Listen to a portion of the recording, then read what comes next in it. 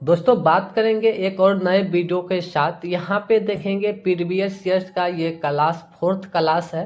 3 सेटों का डिस्कशन हमने पहले ही वीडियो में कर चुके हैं। आप लोग को पिछले भी वीडियो में जानकारी दिए होंगे। 2019 में टोटल 41 सेटों में जो है एग्ज़ाम हुआ था, और 2020 और 23 में जो एग्ज़ाम हुआ था स्टेनोग्राफर का और कार्यपालक सहायक का, और सभी क्वेश्चन को देखते हैं तो 4000 क्वेश्चन होता है प्रीवियस ईयर्स का। वो सभी क्वेश्चन मेरे पास अवेलेबल है। आप लेना चाहेंगे तो व्हाट्सअप नंबर आपको डिस्क्रिप्शन में मिल जाएंगे, आप संपर्क करके ले सकते हैं। सिर्फ आपको व्हाट्सअप करना है, ठीक है। बाकी यहाँ पे आप लोग को जानकारी के लिए बता दूँ, जितना भी मतलब प्रीवियस ईयर्स का क्वेश्चन है 4000 क्वेश्चन, सभी को अगर आप लोग अच्छे से देख लेते तो अब की बार यानी 2024 में जो डीओ का एग्ज़ाम होने वाले हैं उसमें आप लोग को 35 से 30 नंबर जो आप लोग को सिर्फ प्रीवियस ईयर से ही देखने को मिल जाएंगे, क्योंकि क्वेश्चन हर एक साल वही रिपीट किए जाते हैं। उसका सीरियटन हल्का चेंज रहता है, ठीक है। तो आप पिछले साल का जितना भी क्वेश्चन है आप लोग देख सकते हैं। बाकी आप लोग इस चैनल पर भी जुड़े रहेंगे तो यहाँ तक में देखेंगे अभी तक में 3 सेट का हमने डिस्कशन कर चुके हैं, ये 4 सेट होंगे। तो आप रेगुलर चैनल पे भी बने रहेंगे तो हम जितना हो सके सभी सेटों का जल्द ही समाप्त कर देंगे। आप चैनल पे भी रह सकते हैं। बाकी आप लोग कोर्स लेना चाहेंगे तो व्हाट्सअप नंबर आपको डिस्क्रिप्शन में मिलेंगे, आप ले सकते हैं क्वेश्चन, ठीक है। क्योंकि अब की बार का जो मतलब क्वेश्चन रहने वाले काफ़ी टॉप क्वेश्चन रहने वाले हैं। जो आप सोच रहे हैं कि पूरा सीधा क्वेश्चन आएंगे और वहाँ पे आप क्वेश्चन मार लेंगे, तो ऐसा नहीं होंगे। क्वेश्चन आपको हल्का ही देखने को मिलेगा, लेकिन उसको इतना घुमा के रहेगा कि आप कन्फ्यूजन हो जाएंगे वहाँ पे, ठीक है। तो इसके लेकर चिंता नहीं करना है, आप तैयारी कीजिए रेगुलर रूप से। जो आपको वीडियो डिस्कशन करवा रहे हैं यहाँ पे आप लोग इसका आंसर कीजिए रेगुलर रूप से। काफ़ी कम समय है आप लोग के पास। अब यहाँ पे देखेंगे सबसे पहला क्वेश्चन है कि MS एक्सेल 2016 में सेल में एक टिप्पणी यानी कमेंट जोड़ने के लिए किस शॉर्टकट कुंजी का उपयोग करेंगे। तो यहाँ आप देखेंगे इसका डायरेक्ट आंसर पे हम चलते हैं। तो शिफ्ट F2 करेंगे तो आप नया कमेंट इंसर्ट कर सकते हैं। बाय डिफ़ॉल्ट आप रिव्यू मेन्यू से भी कमेंट इंसर्ट कर सकते हैं 2016 में, और इंसर्ट मेन्यू से भी कमेंट को इंसर्ट कर सकते हैं। मतलब 3 तरह से आप जो है कमेंट इंसर्ट कर सकते हैं, रिव्यू मेन्यू से, इंसर्ट मेन्यू और शॉर्टकट कुंजी F2 के माध्यम से। उसके बाद सेकेंड में आपको जानकारी देना है कि STD भी एक डैश डैश है, तार्किक फंक्शन है यानी logical function, text function, aesthetic function और साइंटिफिक फंक्शन। तो इसका राइट आंसर जो है बी नंबर हो जाएंगे, साइंटिफिक फंक्शन जो है ये होंगे, ठीक है। इसका देख लेंगे यहाँ पे थोड़ा मिटाया हुआ है, तो STD और भी है, ठीक है। तो देखेंगे MS एक्सेल में फार्मूला फंक्शन में जाएंगे तो एस्थेटिक फंक्शन में ये आपको देखने को मिल जाएंगे, ठीक है। थर्ड में आपको जानकारी देना है कि MS वर्ड में टेक्स्ट को कॉपी करने के लिए यहाँ पे कॉपी करने का शॉर्टकट कुंजी पूछा जा रहा है। काफ़ी आसान क्वेश्चन है। Ctrl+C से कॉपी होंगे, बाकी Ctrl+X से कट होंगे, Ctrl+V से पेस्ट होंगे और Ctrl+Z से अनडू होंगे। उसके बाद फोर्थ में आपको जानकारी देना है, महत्वपूर्ण क्वेश्चन है। यहाँ पे देखेंगे मेलिंग का क्वेश्चन है, और मेलिंग से हर एक साल 3 से 4 नंबर क्वेश्चन रिपीट किए जाते हैं। यहाँ पे देखिए जानकारी आपको देना है कि MS वर्ड 2016 मेल मर्ज में मेलिंग के लिए प्राप्तकर्ताओं की सूची, मौजूदा सूची मतलब करेंट सूची डैश डैश में मौजूद होती है। तो यहाँ पे देखें सबसे पहला मेलिंग में जाएंगे, सिलेक्ट रिसिपेंट करेंगे, यूज एक्साइटिंग लिस्ट है, उसके बाद मेलिंग यूज एक्साइटिंग है, उसके बाद mailing start mail merge use existing. तो इसका राइट आंसर जो है यहाँ देखें ए नंबर हो जाएंगे। मेलिंग में जाएंगे, उसके बाद स्टार्ट मेल मर्ज में जाएंगे, देखेंगे सिलेक्ट रिसिपेंट है, तो वहाँ से आप मतलब जो भी मौजूदा मतलब जो भी मतलब डाटा सोर्स बनाए हैं आप वहाँ से यूज कर सकते हैं, यूज एक्साइटिंग लिस्ट, ठीक है। जो अभी आपका वर्तमान में लिस्ट बना हुआ है उसे आप मतलब डॉक्यूमेंट में मर्ज कर सकते हैं। तो राइट आंसर इसका ए नंबर हो जाएंगे, ठीक है। 5 में आपको जानकारी देना है कि MS पावर पॉइंट 2016 में slide show dash dash menu के तहत होता है। तो यहाँ पे ऑप्शन देख लेंगे, स्लाइड शो है, इंसर्ट, ट्रांजिशन, उसके बाद एनिमेशन। तो राइट आंसर इसका ए नंबर हो जाएंगे, ठीक है। स्लाइड शो में स्लाइड शो व्यू होता है, ठीक है। तो इसका राइट आंसर जो है ए नंबर हो जाएंगे। यहाँ पे पूछा है स्लाइड शो मेन्यू किस मेन्यू में होता है, तो स्लाइड शो मेन्यू होता है, उसी में स्लाइड शो को प्ले करने का विकल्प होता है, ठीक है। तो राइट आंसर इसका ए नंबर हो जाएंगे।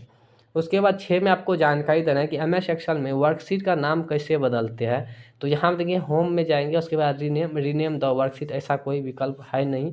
उसके बाद मतलब सीट टैब पे राइट क्लिक करेंगे, और उसके बाद रीनेम करेंगे, तो इसका राइट आंसर जो है बी नंबर हो जाएंगे। सी टैब पे राइट क्लिक करेंगे और वहाँ पे अधिकतम जो है आप 31 वर्ड यूज कर सकते, ठीक है। 31 वर्ड से ज़्यादा आप उसे रीनेम नहीं कर सकते, ये भी क्वेश्चन पूछा गया है पिछले साल, ठीक है। तो इसका राइट आंसर जो है बी नंबर हो जाएंगे।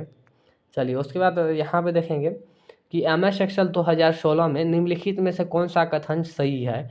एक वर्कबुक एक वर्कशीट के समान है। यहाँ पे देखिए, एक वर्कबुक एक शब्द दस्तावेज भी है, एक वर्कबुक एक एकल फाइल नहीं है, एक वर्कबुक एक वर्कशीट के समान नहीं है। तो यहाँ पे देखिए इसका राइट आंसर क्या होगा। यहाँ पे देखिए जानकारी देना है, पूछा गया है कि MS एक्सेल 2016 में निम्नलिखित में कौन सा कथन सही नहीं है, यहाँ पे पूछा रहा है, ठीक है। तो क्वेश्चन को यहाँ पर अच्छे से देखिए, यहाँ पूछा रहा है कि कौन सा कथन सही नहीं है।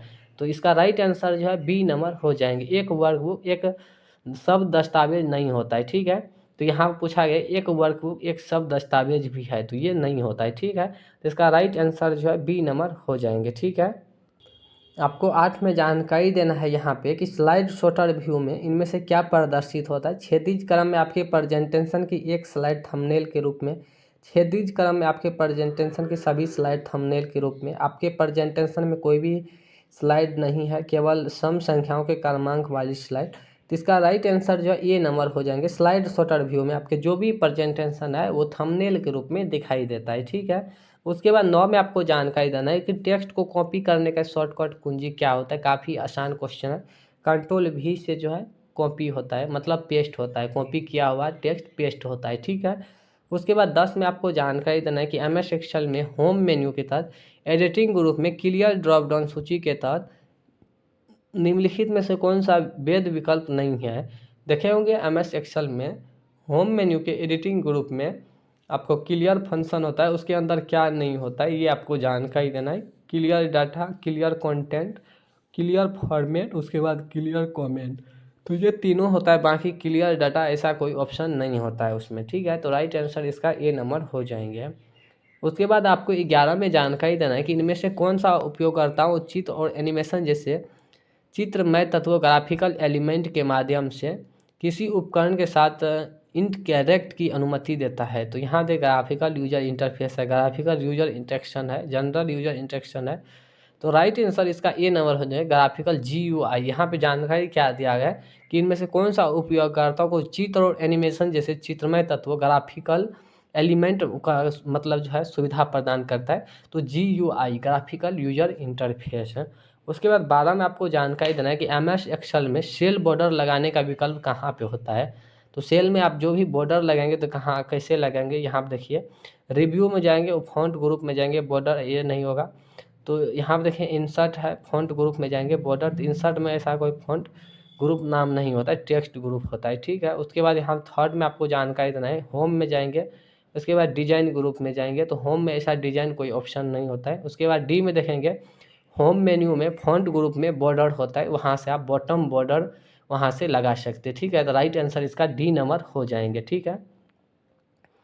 उसके बाद 13 में आपको जानकारी देना है कि कंपाइलर डैश डैश रूपांतरित करता है। तो यहाँ देखिए हाई लेवल लैंग्वेज को मशीनी कोड में, असेंबली लैंग्वेज को हाई लैंग्वेज में, उसके बाद हाई लेवल लैंग्वेज को असेंबली लैंग्वेज में, मशीनी कोड को हाई लैंग्वेज में।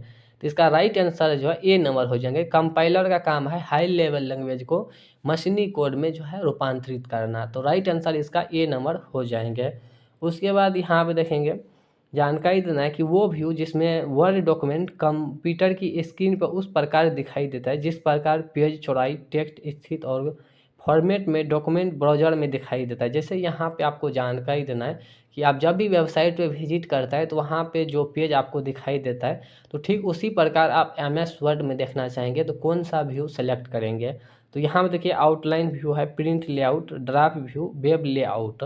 तो वेबसाइट पे जो भी मतलब आप पेज देख रहे हैं उसी तरह से आप MS वर्ड जो भी फाइल बनाए हैं उसे देखना चाहते हैं तो वेब लेआउट कर सकते हैं, ठीक है। MS वर्ड में टोटल 5 प्रकार के व्यू होता है। बाय डिफ़ॉल्ट प्रिंट लेआउट होता है, उसके बाद देखेंगे आप लोग का फुल स्क्रीन होता है, उसके बाद ड्राफ्ट होता है, आउटलाइन होता है, वेब लेआउट होता है। ये आप ध्यान में रखेंगे, टोटल 5 प्रकार के व्यू होता है।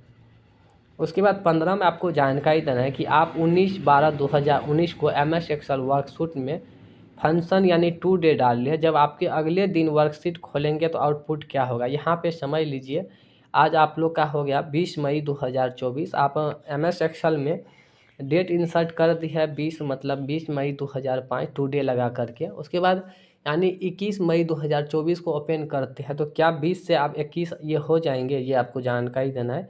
तो यहाँ पर देखिए 19/12/2019 है, उसके बाद 19/12/2020 है, उसके बाद 19/11/2020 है, 19/12/2019 है। तो इसका राइट आंसर जो है डी नंबर हो जाएंगे। ठीक है, 20/12/2019 हो जाएंगे। जैसे आज आपने 20 मई 2024 इंसर्ट कर दिया, कल उसे ओपन करेंगे तो वो बाय डिफ़ॉल्ट जो है चेंज हो जाएंगे। ठीक है, ऑटोमेटिक वो चेंज हो जाएंगे, 21 मई 2024 हो जाएंगे। ठीक, तो वही यहाँ पे उदाहरण लिया गया है कि 19 दिसंबर 2019 करेंगे और उसके बाद 20 को आएंगे तो क्या वो 20 दिसंबर 2019 हो जाएंगे, तो 100% हो जाएगा। ठीक है, उसके बाद 16 में आपको जानकारी देना है कि डैश डैश में मेल मर्ज के लिए एनवेलप एक डिफ़ॉल्ट दस्तावेज प्रकार नहीं है। तो यहाँ पर देखिए जानकारी देना है कि मेलिंग टैब में देखेंगे क्या सब होता है। MS एक्सेल मतलब डाटा सोर्स क्रिएट कर सकते हैं, राइट आंसर ये भी है।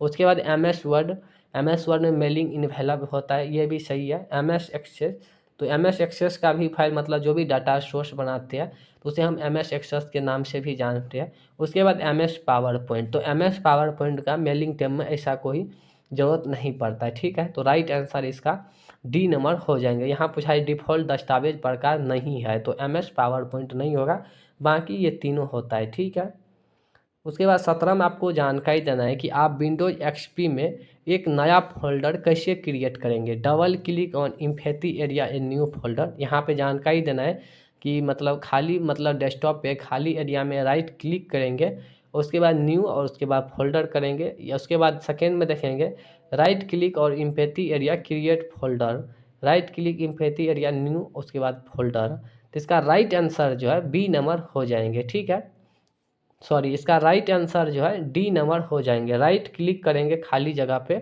उसके बाद न्यू करेंगे, उसके बाद फोल्डर क्रिएट करेंगे, बी नहीं होगा क्योंकि यहाँ पे देखिए पूछा जा रहा है कि right click on empathy area उसके बाद क्रिएट फोल्डर, क्रिएट नाम का ऑप्शन नहीं होता है बल्कि न्यू होता है। ठीक है, तो इसका राइट आंसर जो है डी नंबर हो जाएंगे। आप डेस्कटॉप पे कहीं पर भी राइट क्लिक करेंगे खाली जगह पे, उसके बाद न्यू आएंगे, उसके बाद न्यू पे क्लिक करेंगे तो फोल्डर आप जो भी नाम से बनाना चाहते हो वो आप बना सकते हैं। तो राइट आंसर इसका डी नंबर हो जाएंगे। उसके बाद 18 में आपको जानकारी देना है कि एक्टिव एक्स डैश डैश द्वारा शुरू की एक तकनीकी है। तो यहाँ पर देखिए एक्टिव एक्स समझ सकते हैं, यहाँ पे डैश डैश द्वारा शुरू की गई एक तकनीकी है, ऑपरेटिंग सिस्टम का ये क्वेश्चन है। तो यहाँ देखिए माइक्रोसॉफ्ट है, IBM है, इंटेल है, सन माइक्रो सिस्टम है।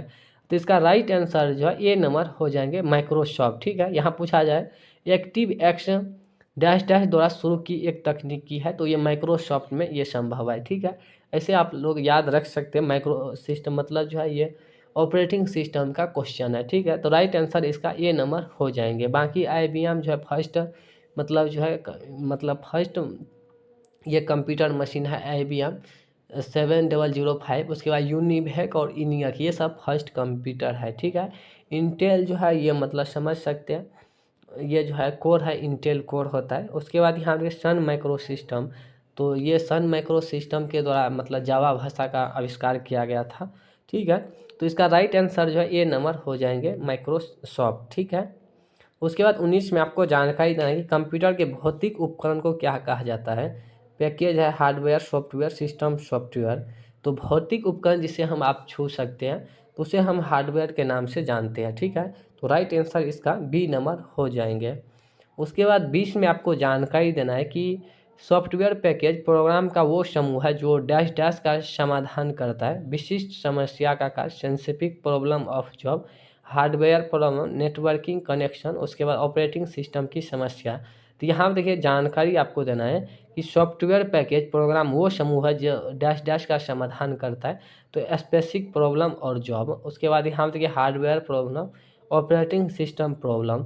तो सॉफ्टवेयर पैकेज जो भी होता है वो ऑपरेटिंग सिस्टम से जो भी मतलब समस्या आती है उसे ठीक करता है। ठीक है, इसका राइट आंसर जो है डी नंबर हो जाएंगे। उसके बाद 21 में आपको जानकारी देना है कि लेआउट रिबन में डैश डैश टैब के अंदर मौजूद होता है। लेआउट यहाँ पे देखिए ये पावर पॉइंट का क्वेश्चन है। सबसे पहला है डिजाइन, इंसर्ट, होम, एनिमेशन। तो इसका राइट आंसर जो है सी नंबर हो जाएंगे। ठीक है, होम मेन्यू में देखेंगे स्लाइड में लेआउट होता है। ठीक है, और लेआउट के अंदर 9 प्रकार के मतलब जो है लेआउट होता है। ठीक है, बाय डिफ़ॉल्ट जो है टाइटल लेआउट होता है, टोटल 9 प्रकार के होता है। ठीक है, ये मतलब जो है MS पावर पॉइंट का क्वेश्चन है। तो राइट आंसर इसका सी नंबर हो जाएंगे। उसके बाद 22 में आपको जानकारी देना है कि चयनित अक्षर को सब स्क्रिप्ट होता है और ये सुपर स्क्रिप्ट होता है। तो ये देखेंगे MS वर्ड या MS पावर पॉइंट में होम मेन्यू के फ़ॉन्ट ग्रुप में होता है सुपर स्क्रिप्ट और सब स्क्रिप्ट। तो यहाँ पे आपको जानकारी देना है कि चयनित अक्षर को सब स्क्रिप्ट करने का शॉर्टकट कुंजी क्या होता है। पहला ऑप्शन देखें control equal to alt S और कंट्रोल सब है अल्ट इजकल टू है। द राइट आंसर इसका ए नंबर हो जाएंगे। काफ़ी आसान क्वेश्चन है। सब स्क्रिप्ट कंट्रोल इजकल टू हो जाएंगे और सुपर स्क्रिप्ट का कंट्रोल शिफ्ट और इजकल टू हो जाएंगे, ये भी आप ध्यान में रखेंगे। उसके बाद 23 में आपको जानकारी देना है कि MS वर्ड में आउटलाइन व्यू क्या है। देखेंगे MS पावर पॉइंट या MS word, MS power point में आउटलाइन नहीं होता है, MS वर्ड में आउटलाइन व्यू होता है। तो यहाँ पे आपको जानकारी देना है कि MS वर्ड में जो आउटलाइन व्यू होता है उस पर आप करते हैं तो पेज का मतलब कैसा रंग रूप होगा। तो यहाँ पर देखिए यह व्यू दस्तावेज की संरचना को हेडिंग के नेस्टेड स्तर पर प्रदर्शित करेगा। यह व्यू केवल बॉडी टेक्स्ट को प्रदर्शित करेगा। यह व्यू दस्तावेज की हेडिंग और बॉडी टेक्स्ट को सिंगल लेवल में प्रदर्शित करेगा। कंटेंट को बुलेटेड पॉइंट के रूप में दिखाया जाता है। तो इसका राइट आंसर जो है बी नंबर हो जाएंगे।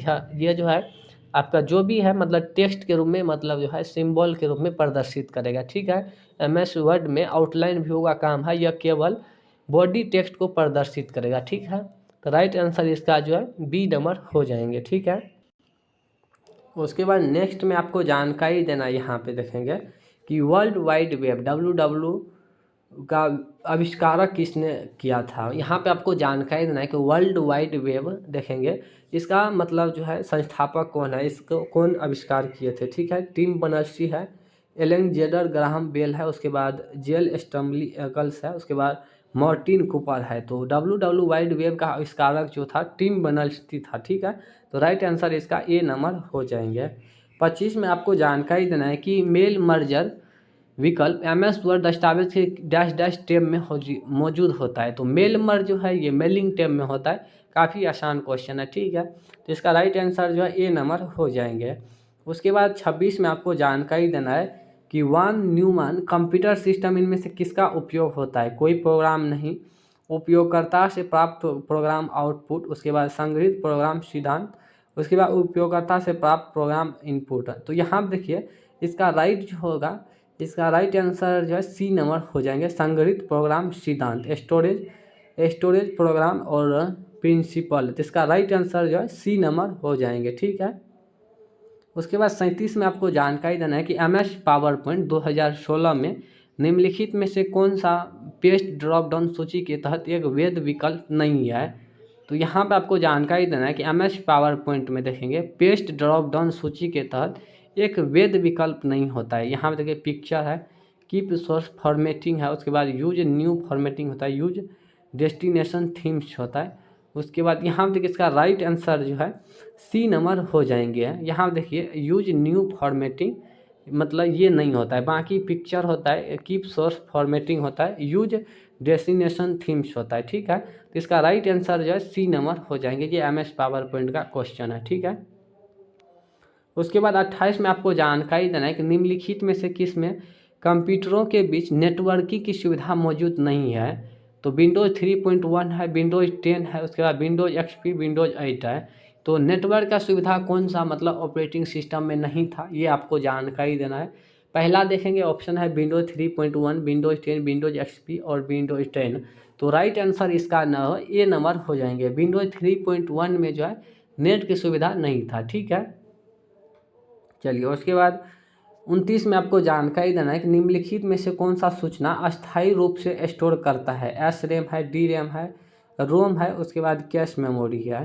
तो इसका राइट आंसर जो है ए नंबर हो जाएंगे। SRAM जो है ये अस्थायी मेमोरी है। ठीक है, इसका राइट आंसर जो है ए नंबर हो जाएंगे। उसके बाद 30 में आपको जानकारी देना है कि MS वर्ड में इंडेंट के पैराग्राफ को बढ़ाने के लिए शॉर्टकट कुंजी क्या होता है। यहाँ पर आपको जानकारी दें इंडेंट करने का शॉर्टकट कुंजी क्या होता है। कंट्रोल एम है, शिफ्ट अल्ट भी है और अल्ट सी है, शिफ्ट सी है। तो इंडेंट का जो है वो अल्ट प्लस यहाँ पे देखें कंट्रोल प्लस एम होता है, ठीक है। इंडेंट करने का शॉर्टकट कुंजी होता है कंट्रोल एम होता है लेफ्ट इंडेंट, और राइट इंडेंट का जो होता है कंट्रोल शिफ्ट और एम होता है। ये आप लोग ध्यान में रखेंगे। बाय डिफ़ॉल्ट कंट्रोल एम करेंगे तो वो लेफ्ट इंडेंट होता है, और राइट इंडेंट करेंगे तो कंट्रोल शिफ्ट के साथ एम दबाएंगे तो राइट इंडेंट होंगे, ठीक है। उसके बाद 31 में आपको जानकारी देना है यहाँ पे निम्नलिखित में से कौन सा पेज मार्जिन का एक प्रकार नहीं है। टॉप है, सेंटर है, डायगोनली है, कॉर्नर है। तो इसका राइट आंसर यहाँ पे देखेंगे सेंटर नहीं होता है, ठीक है। बाकी टॉप होता है, डायगोनल विकर्ण होता है और कॉर्नर होता है, ठीक है। बाकी सेंटर नहीं होता है। इसका राइट आंसर जो है सी नंबर यहाँ पे देखेंगे बी नंबर हो जाएंगे। कौन सा पेज मार्जिन एक प्रकार है, यहाँ पे देखिए सॉरी यहाँ पे पूछा जा रहा है निम्न में कौन सा पेज मार्जिन का एक प्रकार है। तो यहाँ पे देखेंगे टॉप है, उसके बाद सेंटर है, डायगोनली है, कोना है। यहाँ पे पूछा है कौन है, तो कौन है तो यहाँ पे टॉप हो जाएंगे, ठीक है। पेज का मार्जिन जो होता है मतलब समझ सकते हैं पेज मार्जिन जो है आप टॉप में भी लगा सकते हैं, उसके बाद लेफ्ट में भी लगा सकते हैं, ठीक है।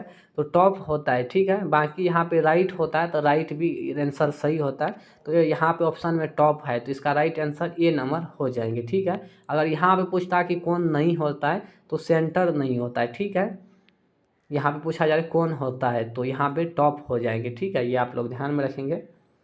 उसके बाद 32 में आपको जानकारी देना है कि आप एक्सेल वर्कशीट में 3 कॉलम में कुछ शीर्षक बनाना चाहते हैं तो आप ऐसा कैसे कर सकते हैं। MS एक्सेल में मतलब समझ सकते हैं 3 सेल में एक मतलब टेक्स्ट टाइप करना चाहते हैं तो कैसे करेंगे, ये आप लोग आंसर पहले भी कर सकते हैं। इसका देखिए 3 क्रमागत सेल को सिलेक्ट करेंगे फिर मर्ज विकल्प को चुनें तो इसका राइट आंसर ए हो जाएंगे, ठीक है। मतलब 3 सेल को सिलेक्ट कर देंगे और उसे मर्ज कर देंगे तो एक सेल हो जाएगा, ठीक है। तो राइट आंसर इसका ए हो जाएंगे। उसके बाद आपको 33 में जानकारी देना है कि DSL का पूर्ण रूप क्या होता है। तो यहाँ पर देखिए डिजिटल स्टैंडर्ड लाइन है, डिजिटल स्टैटिक लाइन है, डेटा सब्सक्राइबर लाइन है, डिजिटल सब्सक्राइबर लाइन है। तो आंसर कर सकते हैं, काफ़ी आसान क्वेश्चन है। DSL का पूरा नाम होता है डिजिटल सब्सक्राइबर लाइन, ठीक है। तो राइट आंसर इसका डी नंबर हो जाएंगे। उसके बाद 34 में आपको जानकारी देना है कि MS वर्ड में टेक्स्ट स्टाइल फीचर को क्या कहा जाता है।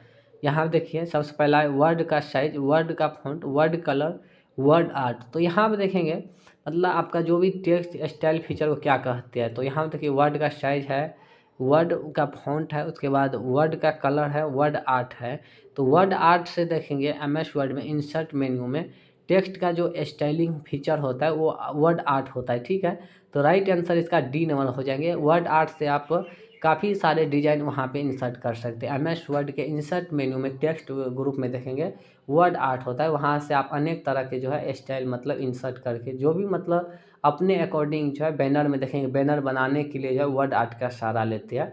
तो ये आपको MS वर्ड के इंसर्ट मेन्यू के टेक्स्ट ग्रुप में मिल जाएंगे, ठीक है। तो राइट आंसर इसका डी हो जाएंगे, ठीक है। उसके बाद 35 में आपको जानकारी देना है कि निम्नलिखित में से कौन सा कंप्यूटर का बस नहीं है। तो यहाँ देखिए एड्रेस बस है, डाटा बस है, कंट्रोल बस है, टाइमर बस नहीं होता है। बाकी एड्रेस बस होता है, टाइम बस होता है और कंट्रोल बस होता है, ठीक है।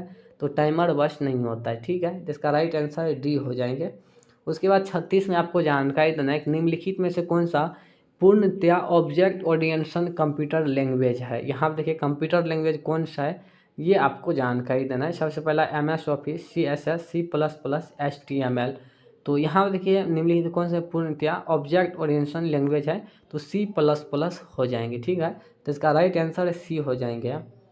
उसके बाद 37 में आपको जानकारी देना है कि आमतौर पर डेस्कटॉप पर आइकन जो किसी फाइल या फोल्डर में रीडायरेक्ट करता है उसे डैश डैश कहा जाता है।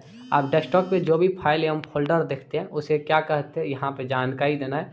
सबसे पहला है शॉर्टकट, फोल्डर, डायरेक्टरी, फाइल। तो इसका राइट आंसर जो है ए नंबर हो जाएंगे शॉर्टकट। अगर यहीं पर आइकन रहता तो वो भी सही होता, ठीक है। तो इसका राइट आंसर ए नंबर हो जाएंगे। उसके बाद 38 में आपको जानकारी देना है, यहाँ पे देखेंगे कि पाई चार्ट केवल डैश डैश प्रदर्शित कर सकता है। डेटा की श्रृंखला, डेटा की एक श्रृंखला, डेटा की 3 श्रृंखला, डेटा की एकाधिक श्रृंखला। तो इसका राइट आंसर जो है यहाँ देखिए डेटा की 3 श्रृंखला को ये प्रदर्शित करता है, ठीक है। पाई चार्ट जो होता है वो डेटा के 3 श्रृंखला को प्रदर्शित करता है। इसका राइट आंसर जो है सी नंबर हो जाएंगे, ठीक है। उसके बाद 39 में आपको जानकारी देना है कि डिफ़ॉल्ट रूप से एक्सेल वर्कबुक 2016 में कितना सीट होता है। काफ़ी सारे वीडियो में हम चर्चा किया, आप आंसर कर सकते हैं। 2016 में बाय डिफ़ॉल्ट 1 सीट होता है, ठीक है। तो राइट आंसर इसका बी नंबर हो जाएंगे। उसके बाद 40 में आपको जानकारी देना है कि MS एक्सेल 2016 में जब आप एक विंडो को स्प्लिट करते हैं तो विंडो कितने भागों में स्प्लिट होता है। ये MS एक्सेल का क्वेश्चन है और काफ़ी सारे वीडियो में इसके ऊपर हम जानकारी दिए होंगे कि MS एक्सेल में जब भी हम पेज को स्प्लिट करते हैं तो वो 4 भागों में दिखाई देता है, और वही MS वर्ड में स्प्लिट करते हैं तो 2 भागों में दिखाई देता है, ठीक है। तो यहाँ पे जो 4 भाग होंगे तो ये आपका राइट आंसर हो जाएंगे। उसके बाद 41 में आपको जानकारी देना है कि डायलॉग विधि का उपयोग डैश डैश आपस में जोड़ने के लिए किया जाता है। तो यहाँ आप देखेंगे इनपुट एवं output device, logic circuit to remote computer, computer and printer. तो इसका राइट आंसर जो है ए नंबर हो जाएंगे। डायलॉग विधि का जो उपयोग किया जाता है इनपुट एवं आउटपुट डिवाइस को जोड़ने के लिए किया जाता है, ठीक है। तो राइट आंसर इसका ए नंबर हो जाएंगे। उसके बाद 42 में आपको जानकारी देना है कि कॉलम बी और सी के बीच 3 कॉलम प्रविष्ट करने के लिए आप डैश डैश को सिलेक्ट करेंगे। यहाँ पे क्वेश्चन को समझिए, लॉजिकल क्वेश्चन है थोड़ा, कि मतलब समझ सकते हैं कॉलम बी और सी है और यहाँ पे जानकारी दी गई सी के बीच में, यानी बी और सी है और चाहते हैं कि बी के बाद यहाँ पे सी में एक और कॉलम आ जाना चाहिए, ठीक है। तो ये कैसे करेंगे, सबसे पहले कौन सा सिलेक्ट करें, बी को सिलेक्ट करेंगे या सी को सिलेक्ट करेंगे, ठीक है। तो राइट आंसर है जाए इसका ए नंबर हो जाएंगे, ठीक है। इसको आप सेलेक्ट करेंगे और जब भी कॉलम इंसर्ट करेंगे तो इसके बीच में एक कॉलम इंसर्ट हो जाएंगे, ठीक है। ये आप प्रैक्टिकल करके देख लेंगे। इसका राइट आंसर जो है ए नंबर हो जाएंगे, ठीक है। उसके बाद 43 में आपको जानकारी देना है कि MS वर्ड डॉक्यूमेंट में टेबल किस प्रकार इंसर्ट किया जाता है। MS वर्ड 2000 यहाँ पे समझ सकते 2016 का क्वेश्चन है कि MS वर्ड डॉक्यूमेंट में टेबल किस प्रकार इंसर्ट किया जाता है। ब्लैंक पेज इंसर्ट, उसके बाद टेबल करेंगे, या इंसर्ट या होम टेबल, उसके बाद insert table, insert blank page, उसके बाद टेबल। तो यहाँ पे आंसर कर सकते हैं, काफ़ी आसान क्वेश्चन है। तो इंसर्ट मेन्यू में जाएंगे, उसके बाद टेबल पे जाएंगे, वहाँ से आप टेबल इंसर्ट कर सकते हैं, ठीक है। तो राइट आंसर इसका सी नंबर हो जाएंगे। इंसर्ट मेन्यू में आप टेबल करेंगे, उसके बाद वहाँ से टेबल इंसर्ट कर सकते हैं, ठीक है। उसके बाद बाकी यहाँ पे जो भी ऑप्शन है वो सभी गलत है। उसके बाद 44 में आपको जानकारी देना है कि फॉर्मेटिंग को बदले बिना एक सेल के फार्मूला के दूसरे सेल में कॉपी करेंगे तो ये कैसे होगा। तो यहाँ पर देख लेंगे option, right click on cell which condition formula, select copy, right click on cell. तो राइट आंसर इसका हम डायरेक्ट चलते हैं, तो राइट आंसर यहाँ देखिए डी नंबर हो जाएंगे, ठीक है। पूछा जा रहा है कि फॉर्मेटिंग को बदले बिना एक सेल से फार्मूला को दूसरे सेल में कैसे कॉपी करेंगे। तो यहाँ पर देखिए right click on cell which in content formula, select copy करेंगे, उसके बाद right click on cell where formula to be copy, select paste formula, ठीक है।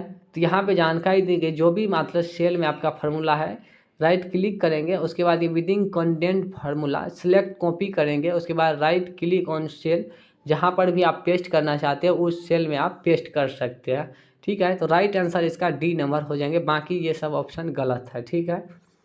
उसके बाद 45 में आपको जानकारी देना है कि MS पावर पॉइंट में आप टिप्पणी यानी कमेंट को डैश डैश मेन्यू से दिखा सकते हैं। तो कमेंट इंसर्ट करने का मतलब फंक्शन जो है किस विकल्प में होता है, किस मेन्यू में होता है, ये आपको जानकारी देना है, होम, व्यू, डिजाइन और रिव्यू। तो यहाँ पर देखेंगे इसका राइट आंसर जो है डी नंबर हो जाएंगे। रिव्यू मेन्यू में न्यू कमेंट इंसर्ट करने का शॉर्टकट कुंजी भी होता है वहाँ पे, और बाकी वहाँ पे ऑप्शन भी होता है, ठीक है। तो इसका राइट आंसर जो है डी नंबर हो जाएंगे। बाकी आप न्यू कमेंट इंसर्ट करेंगे तो शिफ्ट F2 के साथ भी नया कमेंट इंसर्ट कर सकते हैं, ठीक है। सबसे पहला ही क्वेश्चन यहाँ पे था कि न्यू कमेंट इंसर्ट करने का शॉर्टकट कुंजी क्या होता है, यहाँ पे देख सकते हैं। तो शिफ्ट F2 के साथ जो है आप नया कमेंट इंसर्ट कर सकते हैं MS एक्सेल में, ठीक है।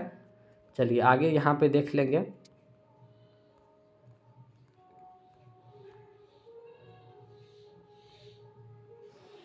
उसके बाद यहाँ पे 46 में आपको जानकारी देना है कि MS एक्सेल 2016 में स्मार्ट आर्ट रिबन में किस टैब के अंतर्गत मौजूद होता है। आपको जानकारी देना है कि स्मार्ट आर्ट जो होता है वो मतलब किस टैब में होता है। यहाँ पे जानकारी दिया है formula tab, view tab, home, insert. तो यहाँ पे देखिए इंसर्ट टैब में जो है आपको इलेक्ट्रेशन ग्रुप में स्मार्ट आर्ट विकल्प देखने को मिलेगा। तो राइट आंसर इसका डी नंबर हो जाएंगे। उसके बाद यहाँ पे जानकारी देना है 47 में कि आप सेल की एक श्रृंखला को जोड़ना और फिर इसे सेल प्रविष्ट की संख्या से विभाजित करना चाहते हैं। इस प्रकार उस श्रृंखला के सभी मानों का औसत मान प्राप्त करना है। इसके लिए किस फंक्शन का उपयोग करेंगे? काफ़ी आसान क्वेश्चन है। यहाँ देखिए मीन है, काउंट है, मैक्स है, एवरेज है। तो यहाँ पे पूछा है औसत मान निकालने के लिए हम एवरेज फंक्शन का मतलब जो है सेलेक्ट करते हैं। ठीक है, एवरेज फंक्शन का जो है हम सहायता लेते हैं। ठीक है, तो राइट आंसर इसका डी नंबर हो जाएंगे। औसत मान निकालने के लिए एवरेज फंक्शन का यूज करते हैं। उसके बाद 48 में आपको जानकारी देना है कि डिलीट की गई फाइल जिसे रिसाइकल बिन में संग्रहित किया जाता है। तो रिसाइकल बिन से आप क्या कर सकते हैं? यहाँ देखिए रीस्टोर किया जा सकता है, उपयोग नहीं किया जा सकता है, रीस्टोर नहीं किया जा सकता है और डिलीट नहीं किया जा सकता है। तो रिसाइकल बिन में जो भी है उसे आप रीस्टोर करके दोबारा से पा सकते हैं। ठीक है, तो राइट आंसर इसका ए नंबर हो जाएंगे। उसके बाद 49 में आपको जानकारी देना है कि मौजूदा MS वर्ड डॉक्यूमेंट को कैसे सहेजा जाता है, मतलब कैसे सेव करेंगे। यहाँ पर देखिए व्यू में जाएंगे सेव करेंगे तो ये भी गलत है, इंसर्ट में ये भी गलत है, होम में जाएंगे ये भी गलत है। अब फाइल मेन्यू में जाएंगे वहाँ पे सेव ओपन, तो सेव एज ये सब ऑप्शन रहता है, तो वहाँ से आप सेव कर सकते हैं फाइल मेन्यू से। ठीक है, उसके बाद 50 में आपको जानकारी देना है कि ड्राइंग मुद्रित पाठ्यक्रम या अन्य छवियों को डिजिटल रूप में परिवर्तित करने वाला स्कैनर एक डैश डैश होता है। तो यहाँ आप देखेंगे इसका राइट आंसर क्या हो जाएंगे, ऑप्शन देख लेंगे। चुंबकीय संवेदनशील उपकरण, उसके बाद प्रकाश संवेदनशील उपकरण, इसका राइट आंसर जो है बी नंबर हो जाएंगे। यहाँ जानकारी दी गई है कि ड्राइंग मुद्रित पाठ या अन्य छवियों को डिजिटल रूप में परिवर्तन कौन करता है। तो यहाँ देखिए मतलब जो भी स्कैनर है तो वहाँ पे प्रकाश संवेदनशील उपकरण होता है। तो इसका राइट आंसर जो है बी नंबर हो जाएंगे। ठीक है, लाइट सेंसिटिव डिवाइस होता है। ठीक है, इसका हिंदी नाम हो गया प्रकाश संवेदनशील उपकरण। तो लाइट सेंसिटिव डिवाइस से आप मतलब जो भी मतलब मुद्रित या छवि है उसे डिजिटल रूप में परिवर्तित कर सकते हैं। उसके बाद 51 में आपको जानकारी देना है कि इंटरनेट पर किसी कंप्यूटर की पहचान इसके लिए डैश डैश द्वारा की जाती है। तो समझ सकते हैं काफ़ी आसान क्वेश्चन है। इंटरनेट पर किसी कंप्यूटर की पहचान डैश डैश के द्वारा की जाती है। Serial number, IP address, email address, Gmail address. तो IP एड्रेस आप पहचान सकते हैं। ठीक है, तो इसका राइट आंसर जो है बी नंबर हो जाएंगे। उसके बाद 52 में आपको जानकारी देना है कि एक्सेल की कौन सी सुविधा स्वचालित रूप से किसी अन्य सेल या रेंज के डेटा से सेल्स को भरती है या डेटा श्रृंखला को पूरा करती है। यहाँ पे देखिए डाटा फिल है, रेंज फिल है, ऑटो फिल है, कंप्लीट फिल है। यहाँ पे काफ़ी आसान क्वेश्चन है, क्वेश्चन समझ लेंगे कि MS एक्सेल में कौन सी सुविधा स्वचालित रूप से किसी अन्य सेल या रेंज को डेटा सेल्स को भरती है या डेटा श्रृंखला को पूरा कर। जैसे यहाँ पे समझ सकते हैं कि कोई सेल में आप एक लिख दिया और चाहते हैं कि नीचे से 1 2 3 4 5 6 ऐसे आ जाना चाहिए ड्रैग करके, तो ये कैसे करेंगे? Auto fill. यहाँ पे इसका आंसर जो है सी नंबर हो जाएंगे। होम मेन्यू में जाएंगे उसके बाद ऑटो फिल करेंगे तो वहाँ से भी कर सकते हैं। बाकी आप वहाँ पे जो भी सेल में है उसे कोना पे एक प्लस का आइकन आएगा, वहाँ से भी आप ड्रैग कर सकते हैं। ठीक है, उसके बाद 53 में आपको जानकारी देना है किसी वर्कशीट में सिलेक्ट की गई सेल को अधिकतम डैश डैश तक जूम किया जा सकता है। तो यहाँ पे देखेंगे 4 6 3 1 है। तो 4 का मतलब हो गया 400, 2 का मतलब हो गया 200, 3 का मतलब हो गया 300 और 100 का मतलब हो गया 100। तो MS एक्सेल में अधिकतम जूम जो आप कर सकते हो वो 400% कर सकते हैं। तो इसका राइट नंबर जो है ये नंबर हो जाएंगे।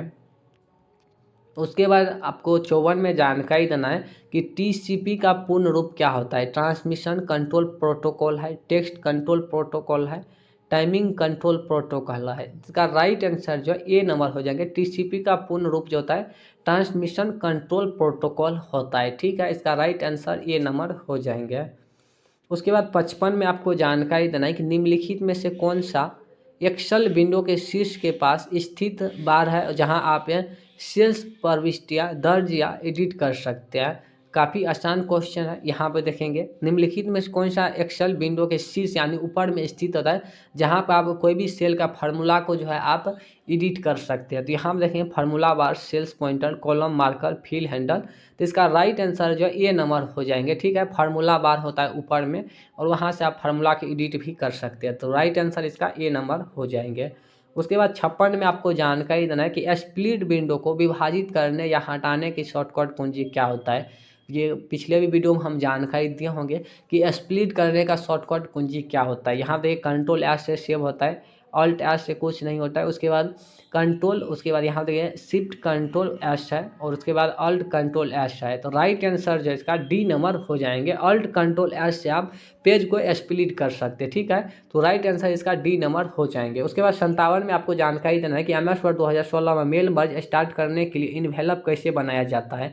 तो यहाँ देखिए मेलिंग में जाएंगे, उसके बाद स्टार्ट मेल मर्ज में जाएंगे, ओके ये भी गलत है। उसके बाद सेकेंड में देखेंगे मेलिंग में जाएंगे, start mail merge select size, ये भी गलत है। उसके बाद मेलिंग में जाएंगे, स्टार्ट मेल मर्ज इन्वेलप, ठीक है। उसके बाद सिलेक्ट साइज, ओके। तो इसका राइट आंसर जो है सी नंबर हो जाएंगे। मेलिंग में जाएंगे, स्टार्ट मेल मर्ज, उसके बाद इन्वेलप जाएंगे, इन्वेलप स्टार्ट मेल मर्ज में भी जो है इन्वेलप होता है, बाकी क्रिएट में भी इन्वेलप होता है। तो यहाँ पे पूछा जा रहा है कि MS वर्ड 2016 में मेल मर्ज स्टार्ट करने के लिए इन्वेलप कैसे बनाया जाता है। तो मेलिंग टैब में जाएंगे, स्टार्ट मेल मर्ज के अंदर देखेंगे इन्वेलप होता है, वहाँ से भी आप इन्वेलप को प्रिंट कर सकते हैं। तो राइट आंसर इसका सी नंबर हो जाएंगे।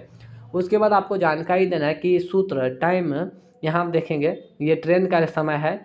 सूत्र यहाँ पे देखेंगे 2:23 और 32 है। तो इसका मतलब समझ सकते हैं अपने भाषा में, अगर आप समझाना चाहेंगे तो यहाँ पे आपका जो डेट होता है वो 2:23 होता है, ठीक है।